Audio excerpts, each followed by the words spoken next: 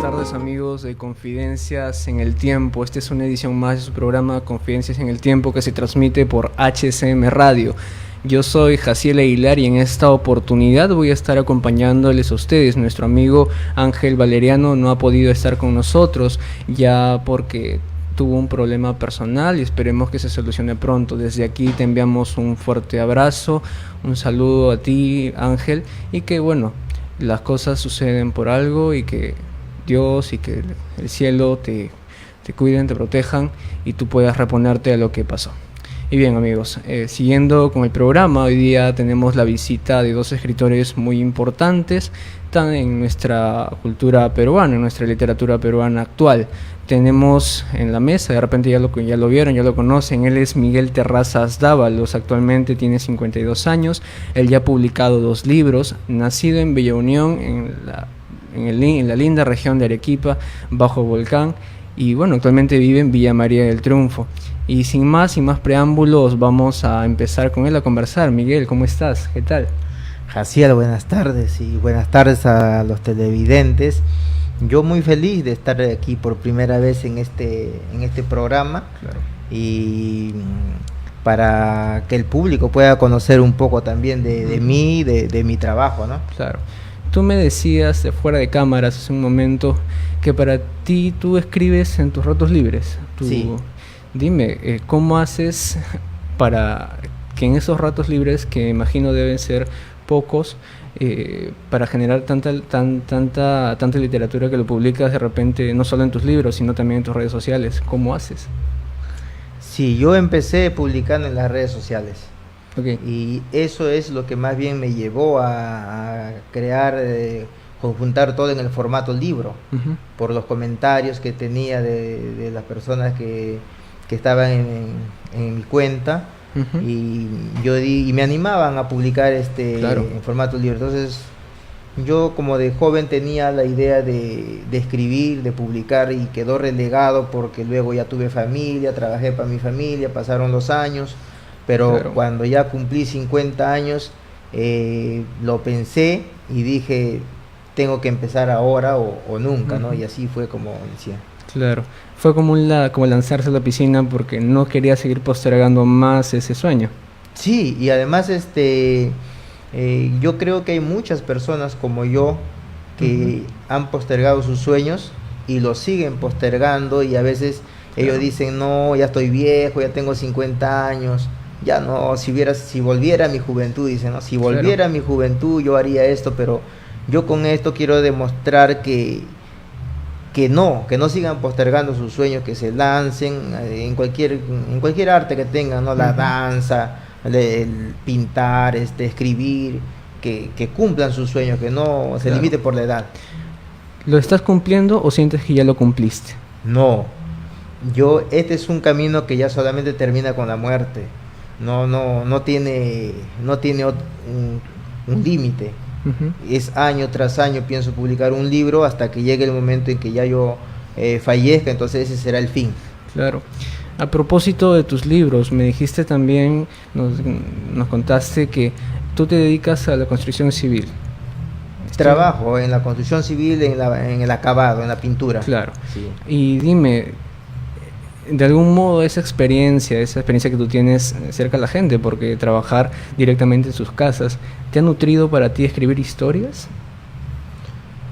Bueno, sí, porque en los momentos del almuerzo, en que uno comparte con otros trabajadores, claro, ellos cuentan sus historias, entre ellos van contando, y no se dan cuenta que yo voy absorbiendo esas historias, no se dan cuenta, estoy tomando nota de en qué historia puede encajar eso que ellos están conversando, ¿no? De eso me nutro. Y tus historias tienen cierta dosis de ficción y cierta dosis de realidad, lo hemos visto, he estado leyendo las que publicas en Facebook, y dime, ¿cómo tú haces para no perderte en el tema de la realidad y la ficción? ¿Cómo haces para tú escribir una historia y de repente no contar demasiado o contar poco? No puede, en literatura todo no es cierto, porque si no sería historia. Claro. la ciencia de la historia Claro. literaria es otra cosa, entonces está mezclado de fantasías que el autor, el escritor lo agrega Ujú. para hacer la lectura más, más amena, más atractiva para el lector, ¿no? Claro. Sí. Y bueno, amigos, Confidencias en el Tiempo que nos escuchan, Miguel Terrazas ha publicado ya 2 libros, uno que se llama Este ramillete es para ti y el otro que se llama Crónica de un escritor mendigo. Algo curioso es que tú lo publicas todo en noviembre. Sí. ¿A qué se debe esa curiosidad? Bueno, cuando inicio un proyecto lo inicio a inicios de año. Ya. Pero esto demora, toma mucho tiempo, entre escribir, después ir editando. Es como uno construir una casa y luego que ya está construido dice, no, esta habitación es muy grande, o este color no me gusta, o la alfombra hay que cambiar por parquet. Entonces uno va haciéndolo más cómodo, igual es en el libro. Primero uno lo escribe y luego lo edita. Ujú. Aparte de que después la editorial lo va a volver a retocar, ¿no? Claro. Entonces eso me toma bastante tiempo porque, como te digo, yo escribo en las horas libres. Ujú. No estoy todo el día metido escribiendo, ¿no? Claro. Son 2 horas diario, 1 hora diario, a veces nada, y entonces me toma casi un año en este Claro. proceso. Y sabemos que la página en blanco es la maldición del escritor, a veces, cuando la inspiración se corta. ¿Cómo haces tú? Tú me dijiste hace un momento que a veces no te sale nada. Ujú. ¿Cómo haces tú para vencer esa frustración, ese estrés? Ya, eso más que todo pasa en la poesía. Ya. La inspiración se puede ir a veces 2 meses, 3 meses o medio año y no, Ujú. no vuelve, no es como un viento. El viento no lo puedes llamar, el viento llega solo, Claro. y luego se va. Igual la inspiración llega solo y luego se va. Hay momentos en que te puede acompañar semanas o meses, pero hay un momento en que se va en la poesía. En la narrativa es diferente. En la narrativa en cualquier momento surgen ideas. Ujú. Entonces yo tengo que ir con una libreta de notas, anoto las ideas, que puede ser en el trabajo, en el bus, en el mercado, me vienen las ideas. Ujú. Miro algo y digo, esto puede ser para una crónica, para una narrativa. Y cuando tengo tiempo libre saco la libreta de apuntes y ya sé sobre lo que voy a escribir. Entonces escribo. No necesito mucha inspiración. Necesito dar rienda suelta a lo que he anotado previamente, ¿no? Porque ya te has nutrido con la experiencia, con la realidad, con la calle, se puede Sí, decir. efectivamente. Muy interesante. Y bueno, ahora nace otra pregunta, una curiosidad, ¿no? ¿Cuál es el tema al que tú recurres siempre? ¿Cuál es la idea que siempre está en tu cabeza y lo cual te hace escribir? ¿Cuál es el tema que tratas siempre en tu obra, ya sea poesía o narrativa? Sí, yo tanto en poesía como en narrativa, Ya. lo mío más es vivencial. Es lo que a mí me ha sucedido, Ujú. o lo que yo he escuchado o me han contado.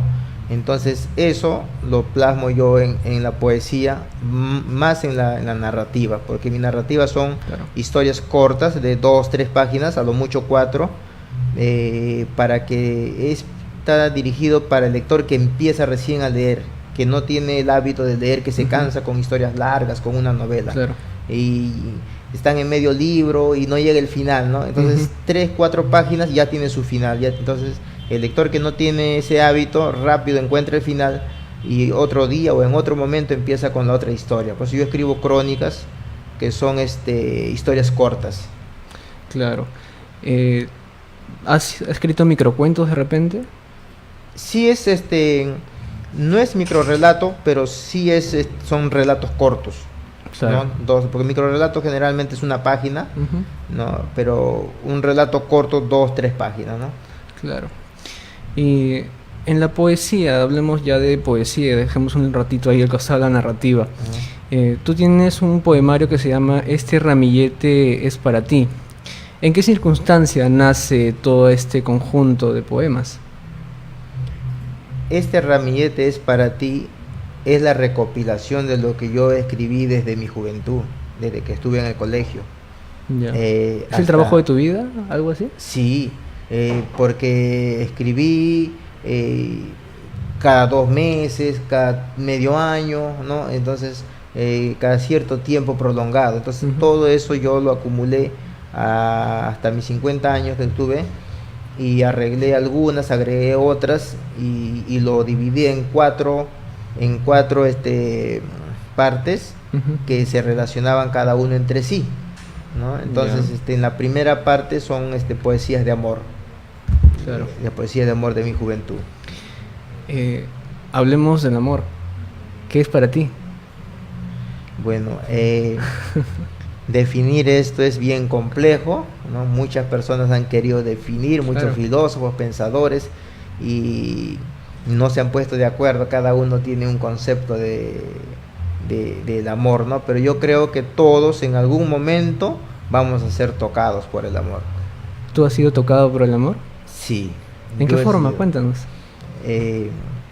Bueno, en mi época de estudiante de secundaria, fue la primera vez que me enamoré. Y eso marcó mi vida, ¿no? Porque es como una semilla que está en el desierto y si no llega la persona que lo riega, nunca va a brotar, claro, ¿no? Entonces eso es lo que hizo brotar en mí el amor. ¿Y esa experiencia que tuviste de adolescente, de joven, la plasmas en tus poesías? Sí, en la primera parte, que es Ramilletes para ti, se titula Pétalos de Margarita. En esa parte son como 5 poemas que están enteramente dedicados a ese amor. Claro. Sí. Bueno, ya son 5:18 de la tarde. Vamos a hacer un pequeño corte y vamos a regresar con Miguel Terrazas, a seguir conversando más de él, de repente sabiendo un poco más de su vida, de su obra, de su percepción de la realidad. Interesante. Volvemos. Okay.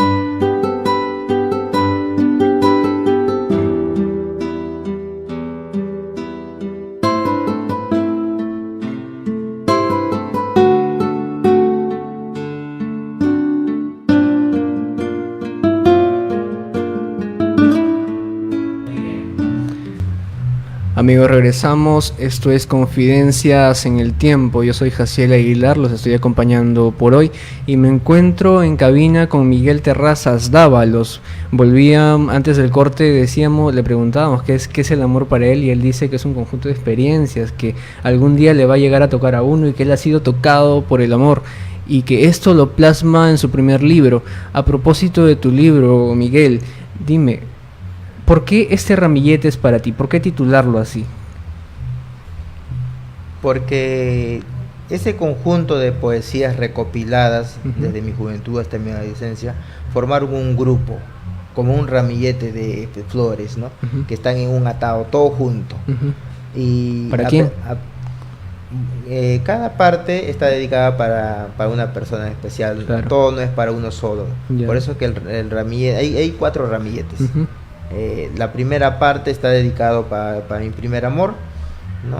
La segunda parte está dedicado a mi familia, a mi esposa, a mis hijas. La tercera parte a los niños más pequeños, que todavía no saben leer, escribir o están aprendiendo. Y la cuarta parte es un conjunto de décimas más para divertirnos, para burlarse, son décimas sarcásticas, ¿no? ¿También haces décimas entonces? Sí. Dime, el mundo de la décima actualmente, muchos creen que esta forma poética ya está muerta, y lamentable de personas que dicen eso, pero dime, ¿Tú cómo llegas a la décima? ¿A través de quién? ¿Por medio de quién? Esto fue bien curioso porque yo, para publicar el primer libro, este ramillete, tenía los poemas, pero no tenía el dinero. Y necesitaba que me pudieran ayudar, y comencé a subir a los buses a recitar. Claro.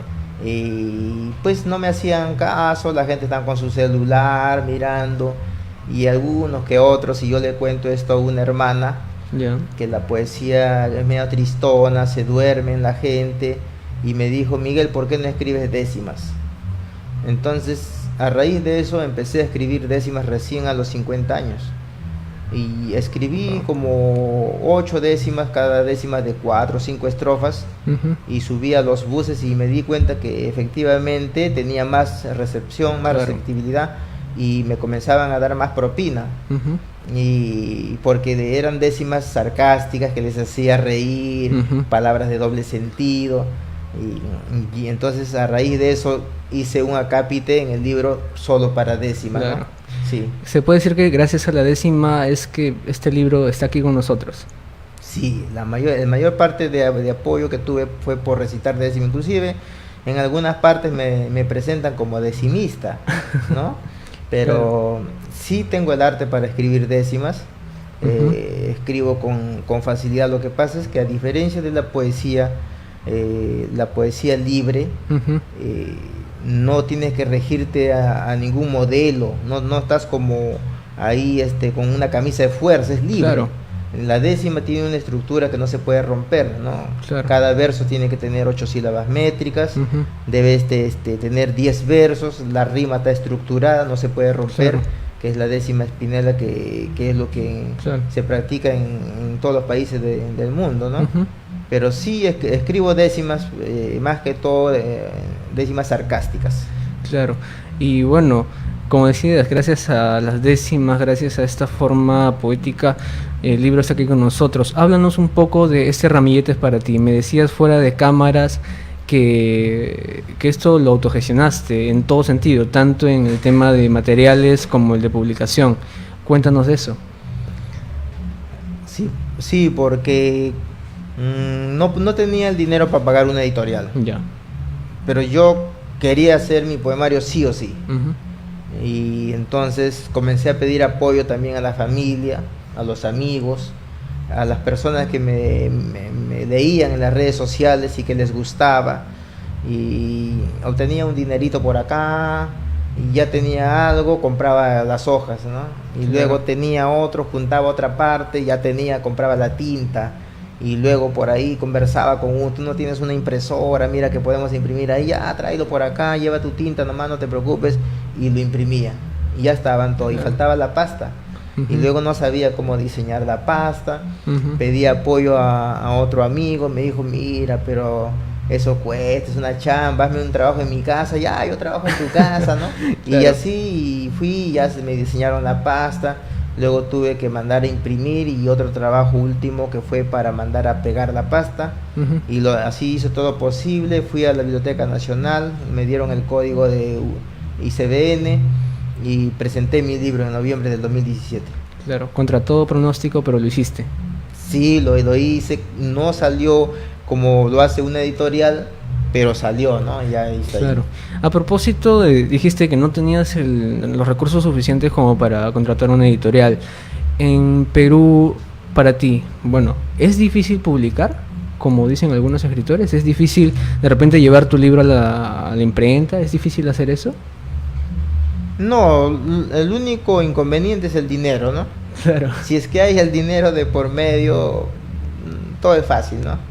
El único inconveniente para las personas que no tenemos el ingreso necesario es conseguir el dinero, ¿no? Claro. Y de aquí ahí sale una reflexión así de ladilla, ¿no? Que la cultura en el Perú también se mueve por dinero. Dime tú, ¿cuál es tu posición al respecto? La cultura se mueve por dinero, a pesar del dinero está ahí la cultura, ¿tú qué crees? para todo se necesita dinero. Ningún editorial va a hacer el trabajo por amor al arte, ¿no? Claro. Es un equipo que trabaja ahí, correctores de estilo, ¿no? Claro. Diagramadores. Entonces, cada uno de ellos tiene un sueldo. Entonces, sí, de todas maneras tiene que tener un costo. Bien. Háblanos de Crónicas de un escritor mendigo. Siento que esta última publicación nació en el proceso de la edición de tu primer libro. ¿Me equivoco? Bueno, la poesía es una recopilación, como dije, claro, de mi juventud. Lo que pasa es cuando yo publico el poemario, las personas que son de mi pueblo, de Bella Unión, dijeron, ¿por qué no escribo algo yo sobre el pueblo? ¿No? ¿Cómo es posible que yo he crecido ahí, porque yo vivía hasta los 20 años en Bella Unión, claro, no escribiera nada? Entonces, a raíz de eso, yo regreso a mi pueblo después de 30 años que me mantuve alejado, y vi que mi pueblo había cambiado, que ya no era lo mismo. Prácticamente no era mi pueblo, era otro pueblo. Y sentí nostalgia de las cosas que yo había vivido en mi niñez, los árboles que yo había trepado, los árboles frutales que ya no estaban, mi casa que ya no estaba, los animalitos que ya no estaban, mis amigos no estaban, ni mi colegio, todo había sido transformado. Entonces me dio la idea de escribir en mi pueblo, pero como era cuando yo viví, cuando yo era joven, cuando yo era niño, adolescente. Entonces empecé a escribir las crónicas sobre diversas cosas que marcaron mi vida, como una burrita que teníamos en casa, una vaquita que teníamos en casa, o un caballo que fue muy veloz, que ganó una carrera importante, o sobre un jugador de fútbol que era como héroe para nosotros en nuestro pueblo, o una profesora que yo me enamoré de la profesora, y mis primeros amores, la primera vez que tengo una decepción amorosa, ¿no? Todas esas cositas, o creencias de mi familia, creencias del pueblo sobre ciertos animalitos, todo eso yo lo plasmé en este libro de crónicas de escritor mendigo. Dime, que el lector que adquiere tu libro Crónicas de un escritor mendigo, ¿qué se va a encontrar? Ya me dijiste las historias de tu niñez, las historias de repente de lo que viviste hasta tus 20 años, pero dime, en cuanto a reflexión, en cuanto a una cuestión ya más metafísica, más filosófica, ¿qué va a encontrar? Hay una crónica que es muy importante, que es La Pingüina, que es un caso de maltrato animal, donde el protagonista soy yo y justamente yo soy el maltratador. Sin embargo, esa burrita que yo maltraté tanto, cuando muere, me perdona. Y yo siento que debí cambiar, y hubo un cambio en mi vida hasta ahora, en que ahora yo soy un defensor de los animales. Y pienso que al leer eso, mis lectores, algunos que están en mi caso, en el caso de personas maltratadores de animales, se van a dar cuenta que cuando lleguen a la vejez se van a arrepentir mucho. Entonces, creo que eso les hará reflexionar, les hará dar un cambio en su vida de ellos, y que ya con esta experiencia ellos dejarán de ser maltratadores y serán más bien defensores de los animales, ¿no? ¿Cuál es tu plato favorito, Miguel? Bueno, eso es relativo, y realmente yo soy un tragón, ¿no? ¿Pero cuál es? Yo puedo el que más disfrutas comer de todo, ¿no? Pero obviamente, como todo peruano, me gusta mucho el ceviche, ¿no? ¿Ceviche? ¿De pescado?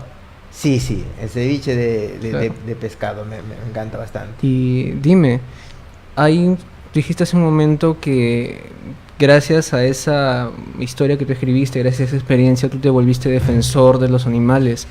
¿Tú qué piensas de esa gente, de esos defensores animales que se hacen vegetarianos para defender a los animales? Mira, yo tengo una hija que es vegana, mi hija mayor. Y efectivamente, pero son casos ya de extremos, de amor a los animales, ¿no?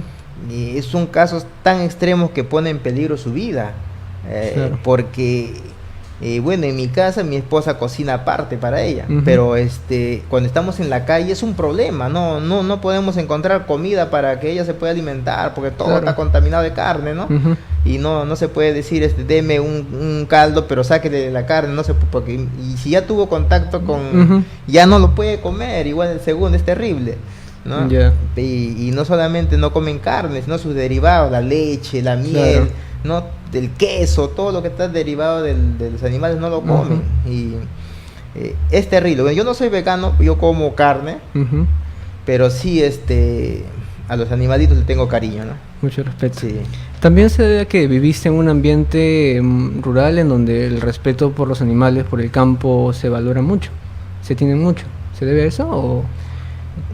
Bueno, en el campo los animales a veces ya es parte de la familia, claro, porque crecen dentro de la casa, en la sala, se meten al cuarto, es como la familia, ¿no? Y por eso que a mí marcó mucho mi vida cuando tuvimos un torito que era como un animalito de casa, claro, y tuvimos que venderlo. Y se lo llevaron y toda mi familia lloró, ¿no? Yo fui corriendo detrás del carro que se lo llevaba hasta que ya llega un momento en que el carro pues desapareció a lo lejos, ¿no? Pero vi que el torito me miró a mí molesto, claro, porque él había luchado por su vida y nosotros no hicimos nada por apoyarlo, ¿no? Todas esas cosas marcaron mi vida, ¿no? Claro. Háblanos de tus influencias como escritor. Todo escritor ha tenido que leer bastante para nutrirse en sí. ¿Cuáles son tus referentes en la literatura? Sí, leo bastante, ¿no? Generalmente a los autores peruanos y a los clásicos también internacionales que todos hemos leído, ¿no? La Divina Comedia, la Ilíada, claro, la Odisea, ¿no? Particularmente la Ilíada, porque yo la he leído creo que 5 veces, claro, y todavía siento ganas de seguir leyéndolo otra vez porque está lleno de seres mitológicos, de dioses, que hay que conocer mitología griega para poder entenderlo, ¿no? Claro. Pero para mí, por ejemplo, Néstor, ese personaje de la Ilíada, que va a la guerra y a pesar de que era una persona que ya no estaba apto para luchar, pero tenía una labia, una oratoria que cuando todos los soldados estaban desanimados, ya para regresarse a su casa después de 9, 10 años de estar lejos de su casa, él hablaba y cambiaba totalmente el ánimo de los guerreros y de nuevo volvían a la batalla, claro, ¿no? Y eso es para mí como el padre de la oratoria, ¿no? Y después otros libros pues como la Eneida, ¿no? O también los Miserables, libros que todos hemos leído, claro, ¿no? De aquí para terminar ya esta entrevista, de aquí a 10 años, ¿cómo te ves tú como escritor? Bueno, lo primero que tengo que ver es si voy a llegar pues a 10 años, pero mientras tenga vida voy a seguir escribiendo, ¿no? Y yo ahora en noviembre tengo ya proyectado presentar el 3er libro que se va a titular Pata de Perro, que es una palabrita que mi madre pronunciaba cuando yo era niño, adolescente, cuando tú te vas de la casa, claro, te ausenta y dices, ¡ay, Pata de Perro, ¿dónde estuviste?, ¿no? Y que como en este libro Crónicas yo abarco hasta los 20 años de mi vida, en Patas de Perro va a abarcar hasta los 40, que es donde yo salgo ya de mi pueblo y comienzo a caminar por diversas partes del Perú, y en cada parte encuentro historias dignas de ser narradas, y los voy a narrar, los voy a publicar en ese libro Pata de Perro. Ese libro sale en noviembre, finales de noviembre. Y dime, el público que quiere adquirir tus ejemplares de Ramilletes para ti y Crónicas de un escritor mendigo, ¿dónde lo puede encontrar? En la editorial Apogeo, que yo he publicado en las ferias donde participa Editorial Apogeo. También personalmente yo los vendo, me lo piden por el Facebook, yo les llevo a sus domicilios a cualquier parte de Perú. Yo vivo ahora actualmente en La Tablada y justo mañana va a haber un evento ahí por el Día de la Madre, también voy a estar ahí, ¿no? Y luego en junio voy a dictar un taller de décimas, entonces me voy moviendo en los círculos de escritores. Estamos con una agenda cargada. No que digamos, pero no me preocupa mucho la venta, pero sí me preocupa escribir. Creo que la venta es otro trabajo, y si yo me voy a desorientar por dedicarme a la venta y me voy a perder de escribir, yo prefiero escribir y los libros ya irán saliendo poco a poco, ¿no? Sí. Excelente. Sí. Bueno, Miguel, hemos llegado al final de esta entrevista. Ha sido un gusto conocerte y un gusto conocer más de ti. más de tu creación. A nuestros amigos les recomiendo seguir su perfil en Facebook y leer sus historias, que son bien interesantes, bien reales y bien cercanas, y obviamente adquirir el libro para conocerlo más. Un gusto y gracias por estar en Confidentes en el Tiempo por HCM Radio TV. Vamos a una pausa y volvemos, amigos, no se despeguen de la señal. Regresamos con el poeta, escritor uruguayo Enrique González.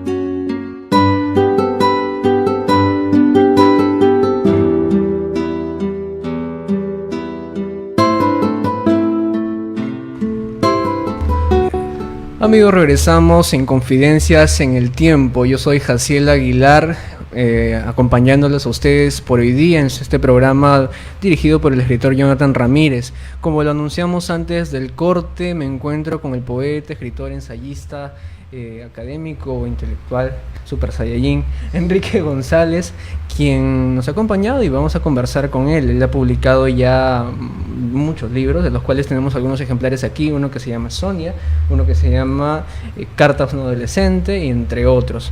Enrique, buenas tardes. ¿Qué tal? ¿Cómo estás? Muy bien, es un gusto estar acá y saludo desde acá a Ángel en estos momentos que estaba viviendo. Sí. Y mi abrazo fraterno desde acá, de este sitio. Exacto. Cuéntenos, para usted, ¿qué es la poesía? La poesía es la vida, la poesía es todo. Uh-huh. Desde los que están trabajando desde el otro lado para que este programa salga, desde el que está viéndonos, uh-huh, vos que estás haciendo un trabajo y yo que estoy acá. Todo es poesía. El tema es que enrabarlo en un libro es otra cosa, pero considero que la poesía tiene que ser para la gente. Hay un poema que yo digo que yo no escribo para la patria, porque no sabe leer y no sabe escribir. Escribo para mi gente. ¿Usted radica en Perú? Sí, casi. ¿Hace ya. cuántos años ya? Bastantes años. Lo que pasa es que he estado alternando en distintos sitios. He estado en Venezuela, he estado en Chile, he estado en Bolivia. Entonces ya soy del mundo, ya casi. Claro, su casa es el mundo. Sí, mi base hoy es Perú, pero mi país es Uruguay. Claro. No lo cambio. A propósito, sigamos hablando de su poesía. La poesía es hermosísima, es la mayor expresión artística que puede tener una persona. ¿Qué temas usted suele transmitir por medio de sus poemas? ¿Sobre qué se inspira? ¿En qué se inspira? ¿Sobre qué escribe? Mi poesía es libre. Tuve facilidad para la décima. Me costó mucho los sonetos. Yo escribo desde los 12 años. Desde muy pequeño. Es una cosa natural. O sea, Claro. yo no forcé nada. Y mi primer poema, este año estaría cumpliendo 49 años como escritor el 19 de junio, que es el cumpleaños de mi madre, y es el cumpleaños del héroe nacional de mi país. Yo escribí un poema y se lo di a mi maestra diciéndole que lo había copiado de un libro. Eso me valió el reconocimiento de que podía leer toda la biblioteca del colegio. Interesante. Y eso es una... Entonces, para mí la poesía es la vida, lo que dije al principio. Y escribo de las cosas que veo. Claro. Y me decían que yo no escribía de amor. Entonces, este libro, que se llama Sueltos al Viento, tiene... Yo no sabía que tenía tantos años. Me dijeron que tiene 20 años la primera edición. Este libro es la segunda edición. Y ahí hay poemas de amor. Entonces, el poeta escribe de acuerdo a los sentimientos y lo que está viviendo y lo que está pasando. Claro. Miguel Hernández escribe Nana de Cebolla a su hijo, es un poema de amor a su hijo. Y también escribe para la libertad. Claro. Antonio Machado hace lo mismo que cuando escribe a Leonor. Los paisajes. O el hermano que se fue o llegó. Ahí está. Claro. Entonces, el poeta es todo. Claro. Juan Ramón Jiménez era un fanático de la estética y la belleza en la letra. ¿Usted qué tanta importancia le da a esa belleza lírica, esa belleza de la gramática? Lo que pasa es que tenemos que tener en claro que estamos viviendo otros tiempos. En aquella época había toda una élite. No cualquiera era poeta. Y ahí está que Miguel Hernández le cuesta llegar, y Miguel Hernández lo conocemos porque murió en la cárcel y porque era un revolucionario, si no creo que no lo hubiéramos conocido. Y Juan Ramón Jiménez no lo recibe a Miguel Hernández. Pero teníamos que esa gente que trabajaba para la academia, que era la pulida del idioma, que partía con Azorín en su viaje por Castilla y por La Mancha y todo eso, eran demasiado exquisitos para aquellos tiempos. Era tema de aquellos tiempos. Claro. La lengua hoy es tan dinámica y con los medios de comunicación modernos el dinamismo es mucho más rápido. Entonces ese elitismo se rompe, por suerte. ¿Por qué? Porque te puede decir que el que está vendiendo diarios en la esquina es un poeta. Pero en aquella época no, y nadie se da cuenta de ese detalle. Claro. Actualmente la poesía, el arte en sí, tiene que ser para todos. Tiene que democratizar. Así lo considero. Si no, no sirve. ¿Y por qué entonces muchos de sus obras no llegan a todos? Por ejemplo, yo he querido buscar un libro de usted y no lo he encontrado tan fácilmente. Pasa que yo no estoy en el tema comercial. Claro, usted es más Yo soy poeta y soy escritor. Y lo hago con mi compasión. Claro. Pero no tengo la parte comercial. O sea, a través de los editores se puede conseguir o no sé.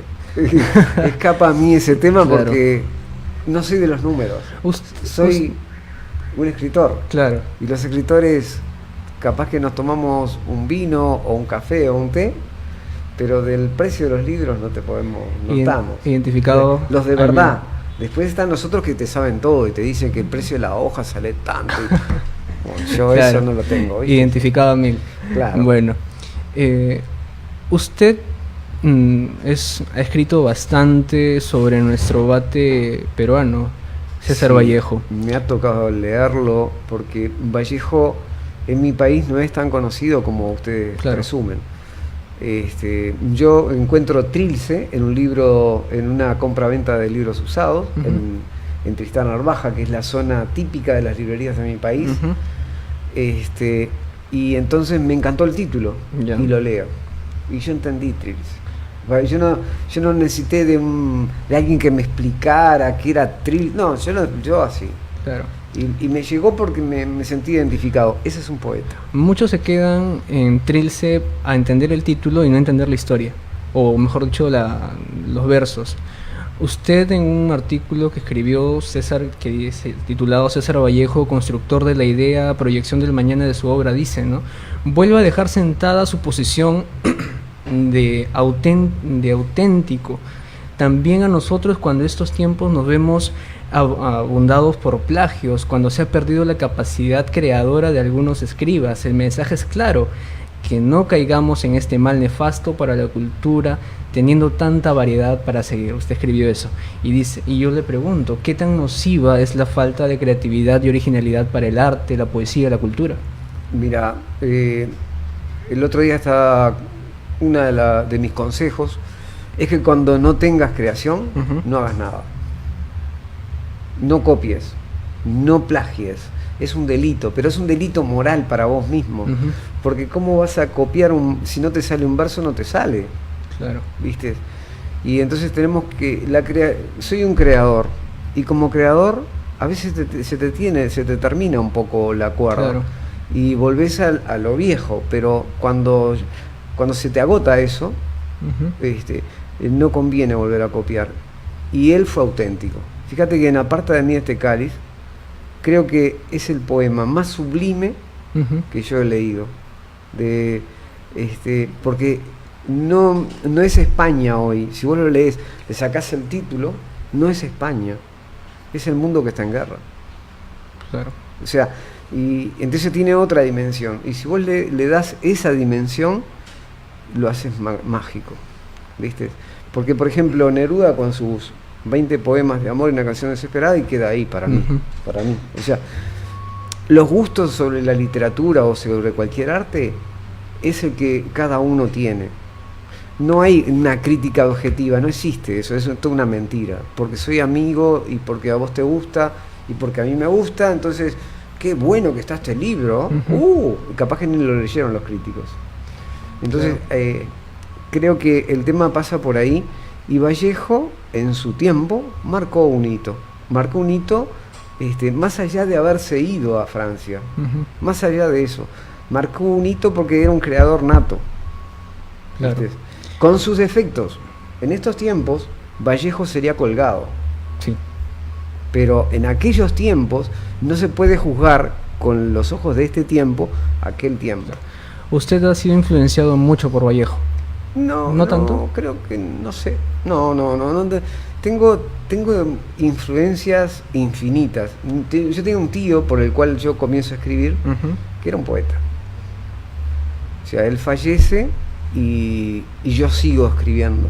Yo no sabía que él era poeta. Yo me sentaba a su lado y él escribía. Entonces, y de ahí en más, yo he tratado de aprender todo lo que he podido. Y uno de mis... soy un privilegiado. Conocí a Nicanor Parra hace poco, antes de irse, en Chile. Estuve en su casa. No conocí a Morosoli, que es uno de los escritores de mi país más importante. Pero conocí a Paco Espínola, sin saber quién era. Era un señor que contaba cuentos, contaba, como le estaba contando él también. Miguel estaba contando eso que nosotros rescatamos de la vida, y entonces él hablaba mucho de sus putas. y que es normal, era normal de aquella época, entonces él tenía su mujer especial, ¿no? Cosa que ahora sería lapidario. Y hoy sería, sí, pero en este país todavía se mantienen esas cosas. Claro. El escritor se nutre de su realidad, lo dijimos en la entrevista anterior a usted. El escritor vive, si no vive en su entorno, no escribe. Usted, sus vivencias, su experiencia, su trayectoria, ¿cómo se manifiesta en su obra? ¿Por medio de qué libros? ¿Por medio de qué historias? ¿Por medio de qué poemas? Bueno, mirá, si no vivís no podés escribir sobre lo que no vivís. Y a veces soñás, a veces tenés esa parte onírica, que es muy importante en el arte, donde yo, por ejemplo, hago literatura a veces. Claro. Entonces juego con los cuentos. El cuento no termina, sino que el cuento es un cierre. Y empezaba al principio, pero entonces hago que la gente se pierda. Cuando estuve en Cusco, escribí un cuento porque Cusco a mí me quedó impactado. Y entonces escribo momentos. ¿Y qué hago? Es un niño que traspasa el tiempo y ve una pareja y la sigue en el tiempo y vuelve para atrás y vuelve para adelante en el tiempo, y esos juegos de tiempo me encantan. Y entonces tengo influencia, creo que de Cortázar, de Borges, de Tolstoy, de ese tipo de literatura que a mí me llegaba en aquella época, ¿no? Claro. Por ejemplo, Los Miserables de Víctor Hugo. Hoy estamos hablando con Miguel el tema de los negros, entonces yo le comentaba que hoy hay algunos escritores que el nombre de él es una empresa, ¿no? El tipo se nutre de un equipo y eso lo hace. Como yo todavía soy escritor. Claro. Escribo todo. Y no se ha entregado a la afluencia comercial. La evito porque eso me mataría. Primero porque el tema comercial te mata la autonomía y la independencia. Vos tenés que escribir lo que vos querés y lo que vos sentís. Si vos pasás por el filtro de una editorial, automáticamente, como decía Miguel, te van a estar controlando y va a haber un corrector de estilo. Y si sos un creador, el corrector de estilo se jode. O te embroma la obra o se jode él, es uno o otro. Y entonces le quitas trabajo, porque un creador va a tener un estilo propio. Claro. Usted en sus talleres, en sus ensayos, en lo que publica, siempre realza la importancia de la educación. El cambio de la sociedad es a través de la educación. Actualmente Uruguay, según un informe hecho por una institución del Estado, dice que el 46% de los jóvenes uruguayos no terminan el bachillerato. Sí, secundaria. En comparación con el Perú, ¿usted qué tan a la par ve la educación peruana con la uruguaya? Yo voy a poner las cosas, voy a aclarar. Y acá hablo como docente. También no se puede comparar. También es docente. También fui docente y no dejo de ser docente. Claro. No se puede comparar cada país tiene un sistema educativo. No se puede comparar un país con otro, ni siquiera con el que está al lado, partiendo de la base que la historia de cada país es más amplia o más corta. Después, los fines de la educación. Si tenés una educación que va a apuntar a un sistema económico donde la industrialización es lo más importante, hay otro que le va al tema de la minería, hay otro que le va a ir a la arqueología, hay otro que le va a ir al turismo y hay otro que le va a ir a la economía. Israel está en la economía, Estados Unidos está en la industrialización. Claro. Europa casi todo está en el tema de la robótica, la tecnología. América estamos todavía en ascuas, y mi país tiene el tema de secundaria, pero se abandona secundaria y se pasa al sistema de educación técnica. Y eso es lo que no se ha recogido. O sea, se deja, no se recibe. O sea, se deja antes porque pasa a la otra, que es estudiar una carrera de trabajo. Que lo va a incluir en un mercado laboral. En un mercado laboral. Entonces vas a estudiar para ser electricista, carpintero, técnico en computación, en sistemas. Claro. No está mal. Por eso no se termina. Ujú. La universidad para nosotros es importante, pero no es lo primordial. Nosotros no aspiramos a terminar una carrera en la universidad.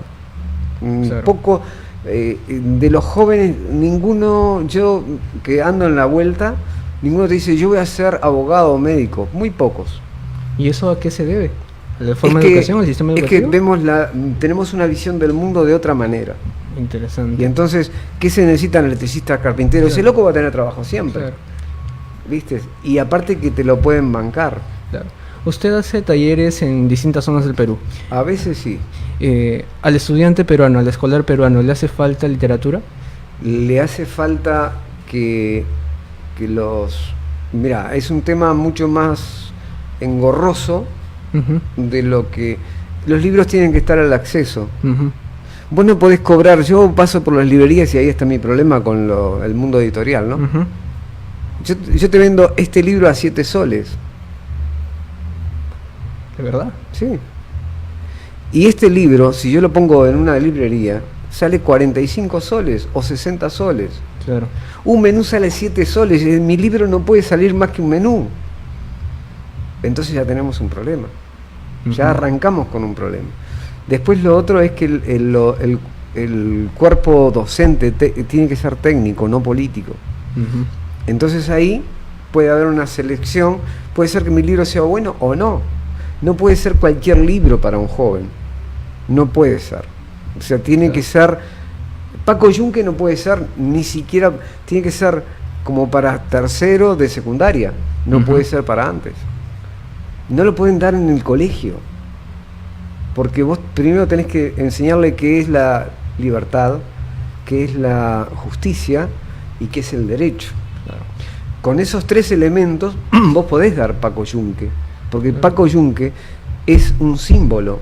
Y entonces, si ese símbolo está mal entendido y está directamente entendido como se lee, automáticamente vos estás creando una sociedad donde vos no tenés derecho, nunca vas a tener derecho, porque Paco Yunque termina llorando. Ujú. Y la madre está bien que llore. Entonces, la sociedad que estás creando es una sociedad esclavista. Va a estar esclavizado. El muchacho no tiene pensamiento porque ya el cuento ya está. Claro. Bien. Y bueno, ya para terminar, estamos rozando el tiempo. Preguntas rápidas. Para usted, César Vallejo, en una sola palabra, ¿qué es? Fue un hombre, por encima de todo, que vivió a su manera en Ujú. aquel tiempo y que pocos se animarían a hacerlo. Claro. ¿Usted está a punto de publicar algún libro? Sí, Cuéntenos de ello. estoy con una narrativa que estoy con el tema del título siempre, Ya. y creo que el título será A la hora de la siesta con vos y el mar.